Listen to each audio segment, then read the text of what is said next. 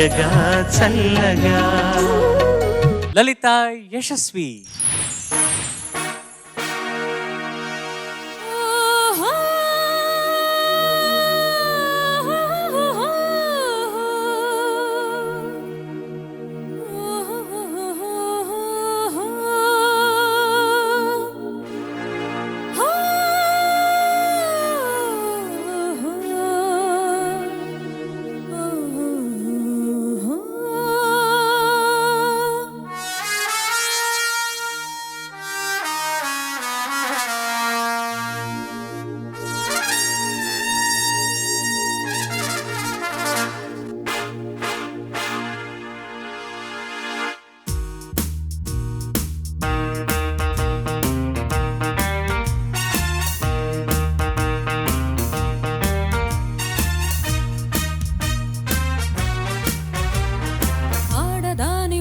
చూపుతో జగన ఓడిపోని ధీరుడెవ్వరో, ఆడదాని ఓర చూపుతో జగన ఓడిపోని ధీరుడెవ్వరో.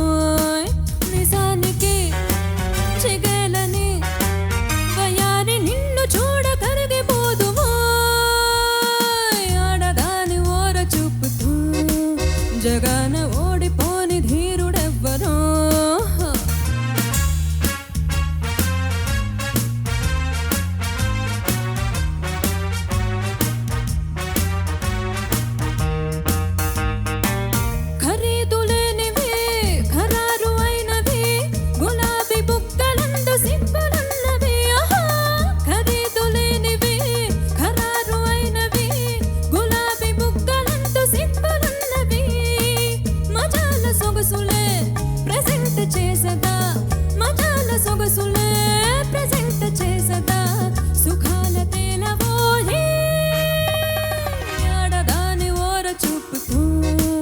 జగన ఓడిపోని ధీరుడెవ్వరో, నిజానికి చెగలని వయారి నిన్ను చూడ కరిగిపోదువో, ఆడదాని ఓర చూపుతో జగన ఓడిపోని ధీరుడెవ్వరో.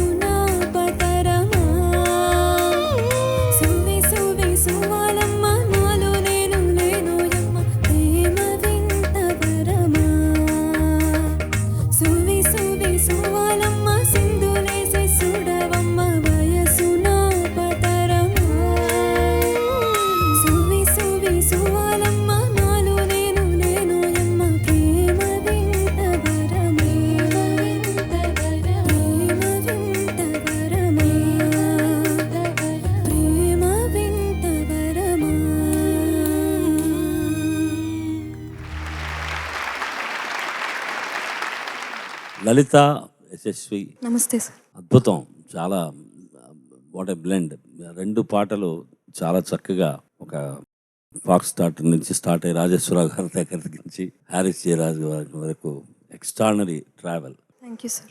నాకు చాలా అదృష్టం ఏంటంటే రాజేశ్వరరావు గారి దగ్గర ఆయనకి ఇంటికి తీసుకెళ్ళి నేను ఆకు ఒక్క తర్వాత ఆయన కొంచెం ఇష్టపడి అరటిపళ్ళు అడుగుతూ ఉండేవారు.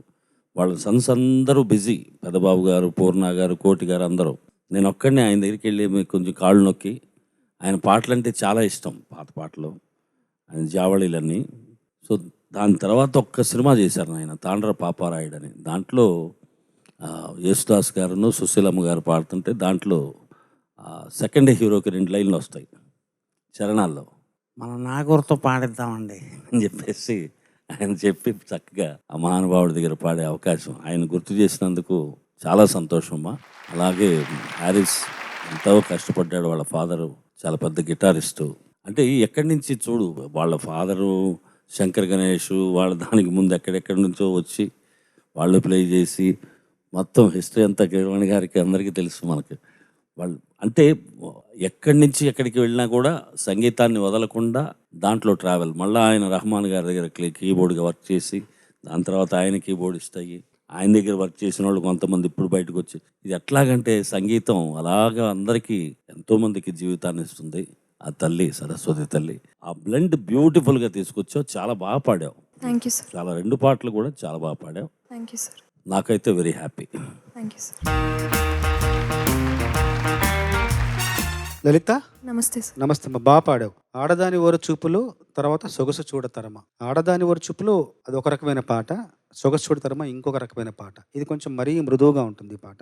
అసలు దాన్ని పాడి వెంటనే ఎన్ని బార్లు మధ్యలో ఎంతుంది వ్యవధి? 4 క్లిక్స్. చిన్న చిన్న వ్యవధి.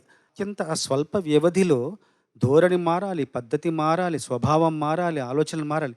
అంత మార్పు అంత తక్కువ వ్యవధులు తీసుకొచ్చి మళ్ళీ వేరే పాట వేరేలాగా పాడాలంటే అది ఎంత కష్టం, ఎంత క్లిష్టం. నిజంగా దాన్ని చాలా సులభతరం చేశావు. చాలా చాలా మంచి భవిష్యత్తుని ఎన్నోసార్లు చెప్పాను. మళ్ళీ ఒకసారి నీలోని ప్రతిభను ఈ పాటల ద్వారా నిరూపించావు. మనస్ఫూర్తిగా నీకు అభినందనలు. Thank you sir.